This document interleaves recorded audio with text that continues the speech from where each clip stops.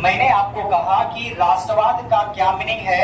अपने देश के प्रति लगाव, अपने देश के प्रति या प्रेम की भावना क्या है? राष्ट्रवाद है।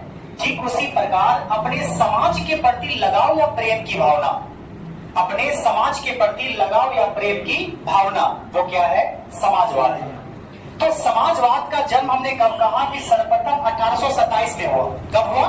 1827 में। औद्योगिक क्रांति के फलस्वरूप हमारा समाजवाद कितने भाग में बटा? दो भाग में। पहला क्या हो गया?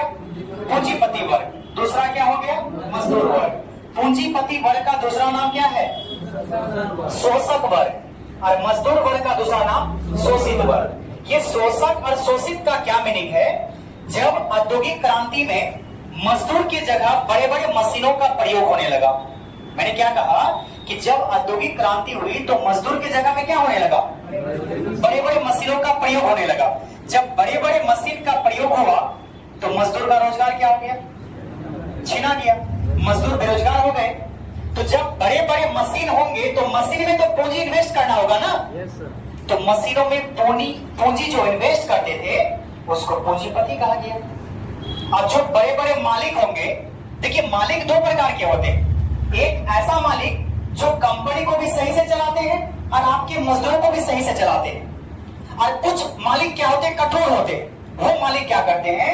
अपने मजदूर के साथ अत्याचार करते हैं। तो अत्याचार करने का मतलब है कि वो मजदूर पर शोषण करते हैं। इसीलिए पूंजीपति वर्ग को शोषक वर्ग कहा गया। प्राचीन समय की 18वीं शताब्दी के समय जो मालिक हुआ करते थे कंपनी का, वो मालिक मजदूरों पर अत्याचार करते थे। क्योंकि उस समय जानते थे कि कंपनी में इन्वेस्ट करने वाला केवल पूंजीपति ही होते थे। मजदूर के पास उतना पैसा होगा नहीं जो कंपनी पर क्या करेगा? इन्वेस्ट करेगा।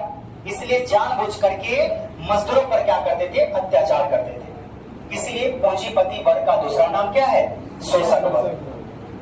मजदूर वर्ग उस अत्याचार को सहते थे, इसलिए इसका नाम क्या पड़ गया? शोषित वर्ग। अत्याचार को सहने वाले या अधिक से अधिक काम करने वाले को कहा जाता है शोषित वर्ग। बात यहां तक कंप्लीट हुआ।